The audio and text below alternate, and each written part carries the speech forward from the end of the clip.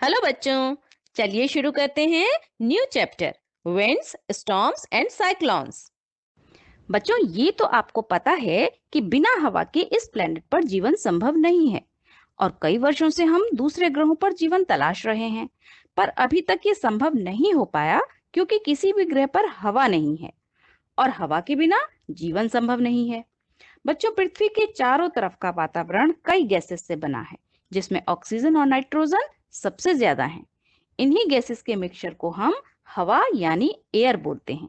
हमारा पूरा वातावरण हवा से भरा है और इसका दबाव हम सब पर पड़ता है, जिसे हम एटमॉस्फेरिक प्रेशर बोलते हैं। जैसे जैसे हम पहाड़ों पर ऊपर जाते हैं, ये प्रेशर कम होता जाता है और समुद्र तल की तरफ ये प्रेशर बढ़ता जाता है। चलिए, आज हम इस चैप्टर में सीखते हैं कुछ मजेदार चीजें हवा के बारे में और करते हैं बहुत से एक्सपेरिमेंट्स जिन्हें आप घर पर ट्राई कर सकते हैं। चलिए देखते हैं इस चैप्टर का ऑब्जेक्टिव। इस चैप्टर में हम जानेंगे different properties of air, how air moves, what is thunderstorm, what should we do in case of lightning and what is cyclone and how it is formed. तो सबसे पहले देखते हैं एयर की कुछ प्रॉपर्टीज। इनमें से कुछ आपने पहले पढ़ी है और कुछ आपके लिए नई है। सबसे पहले देखते हैं एयर एक्सर्ट्स प्रेशर, यानी हवा दबाव डालती है। चलिए एक एक्सपेरिमेंट देखते हैं। एक प्लास्टिक की बोतल ले लें और आधी बोतल में उबलता हुआ पानी भर लें। अब 3-4 मिनट बाद बोतल को ठंडे पानी के नीचे रख दें। अब आप देखेंगे कि बोतल पिचक जाएगी। ऐसा इसलिए होता है क्योंकि आधी बोतल में गर्म पानी था और आधी बोतल में हवा। यहाँ हवा के रूप में स्टीम यानी वाष्प है। जब हम बोतल को ठंडे पानी के नीचे रखते हैं तो स्टीम कंडेंस्ड हो जाती है, यानी स्टीम का संघनन हो जाएगा, जिससे स्टीम पानी में बदल जाएगी और बोतल के अंदर हवा कम हो जाएगी। अब यहाँ पर समझते हैं कि बोतल क्यों दब जाती है। दरअसल बोतल के अंदर जब तक हवा थी, वो बोतल पर अंदर से दबाव डाल रही थी और बोतल के बाहर भी हवा बोतल पर बाहर से दबाव डाल रही थी। जब बोतल के अंदर की हवा कंडेंसेशन से पानी में बदल गई तो बोतल के अंदर हवा कम हो गई, जिससे बोतल के अंदर का प्रेशर कम हो गया और बोतल के बाहर की हवा के प्रेशर ने बोतल को दबा दिया। इससे ये पता चलता है कि सब जगह हवा है और वो दबाव यानी प्रेशर डाल रही है। चलिए एक और एक्सपेरिमेंट देखते हैं। एक पेपर को मोड़कर बॉल जैसा शेप बना लीजिए और एक खाली बोतल के मुंह पर रख लीजिए, जैसा पिक्चर में दिख रहा है। और अब फूंक मारकर कोशिश कीजिए कि ये पेपर बोतल के अंदर जाता है या नहीं। आपको आश्चर्य होगा कि पेपर बोतल के अंदर नहीं जाएगा।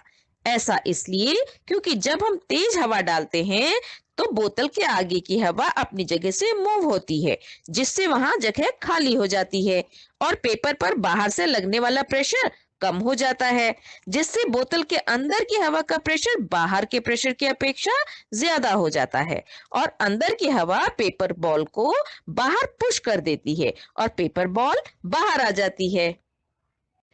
चलिए एक और एक्सपेरिमेंट देखते हैं। यहाँ दो बैलून ले लेते हैं और उनमें हवा और थोड़ा पानी भरकर एक कमरे में एक रॉड पर लटका देते हैं।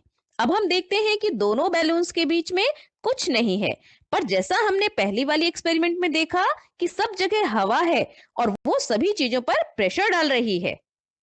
अब हम दोनों बैलून्स के बीच फूंक मारते हैं। हम देखेंगे कि बैलून्स पास आ जाते हैं। ऐसा इसलिए होता है क्योंकि फूंक मारने से दोनों बैलून्स के बीच की हवा वहां से हट जाती है, जिससे दोनों बैलून्स के बीच हवा का प्रेशर कम हो जाता है और बैलून्स के दूसरे तरफ की हवा बैलून को कम प्रेशर वाली जगह पर पुश कर देती है। इसका मतलब जब हमने फूंक मारी तो दोनों बैलून्स के बीच विंड स्पीड बढ़ी, जिससे एयर प्रेशर रिड्यूस हो गया। यानी व्हेन विंड ब्लोज, मतलब जब हवा बहती है तो वो अपनी जगह छोड़ देती है, जिससे उस जगह का एयर प्रेशर कम हो जाता है। कम प्रेशर होने के कारण आसपास की हवा उस जगह आ जाती है। यानी हवा हाई प्रेशर एरिया से लो प्रेशर एरिया को चलती है। चलिए अब देखते हैं कि एयर पर टेम्परेचर का क्या असर होता है। यहाँ दो टेस्ट ट्यूब ले लेते हैं और इन पर एक एक बैलून लगा देते हैं। जैसा कि हमें पता है कि टेस्ट ट्यूब के अंदर हवा है। अब एक टेस्ट ट्यूब को एक उबलते हुए पानी के बीकर में रख देते हैं। हम 3-4 मिनट्स के बाद देखेंगे कि टेस्ट ट्यूब पर लगा बैलून थोड़ा बड़ा हो जाता है। इसका मतलब टेम्परेचर बढ़ने पर टेस्ट ट्यूब के अंदर की हवा एक्सपेंड हो गई, यानी फैल गई। इसी तरह दूसरी टेस्ट ट्यूब को बर्फ के ठंडे पानी वाले बीकर में रख देते हैं और 3-4 मिनट्स के बाद देखते हैं कि बैलून छोटा हो जाता है। इसका ये निष्कर्ष निकलता है कि air contracts on reducing the temperature, यानी एयर ठंडी होने पर सिकुड़ जाती है। अभी हमने देखा कि हवा गर्म होने पर फैलती है। अब एक और एक्सपेरिमेंट करते हैं और देखते हैं हवा को गर्म करने से और क्या होता है।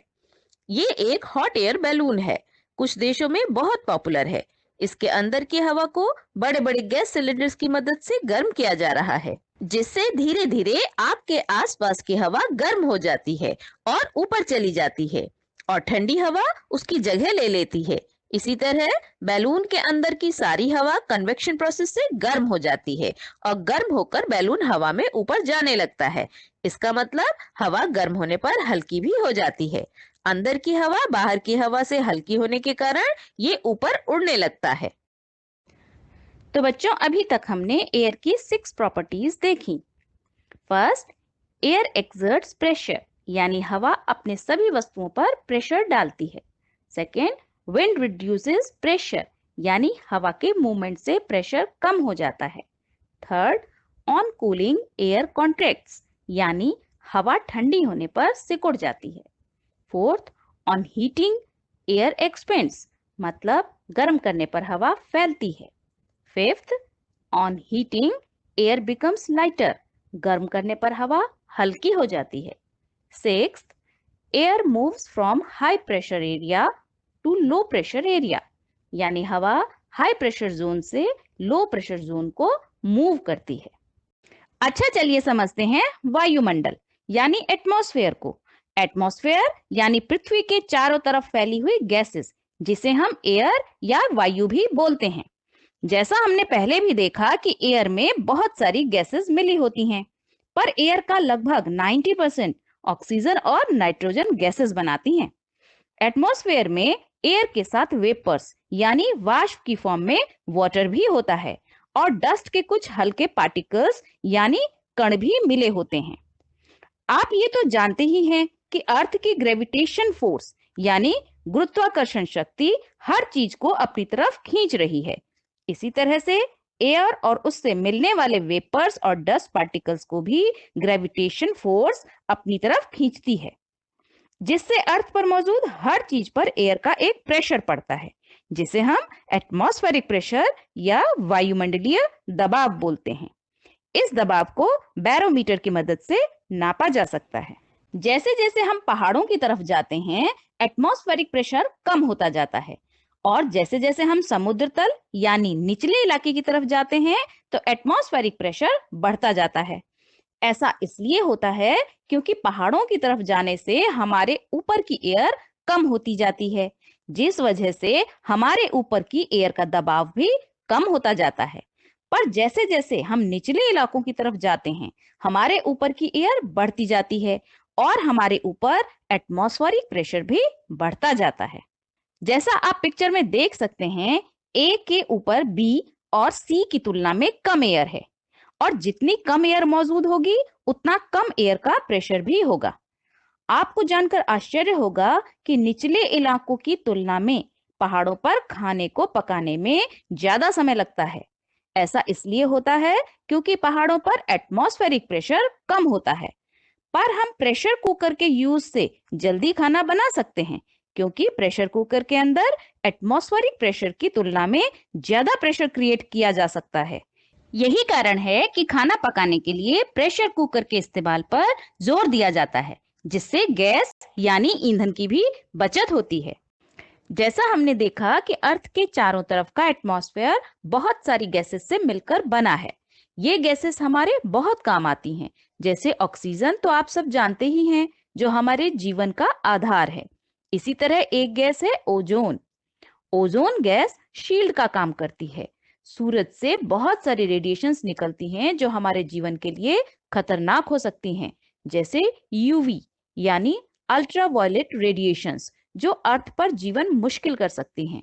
ओजोन इन रेडिएशंस को एब्जॉर्ब कर लेता है और अर्थ तक नहीं पहुंचने देता।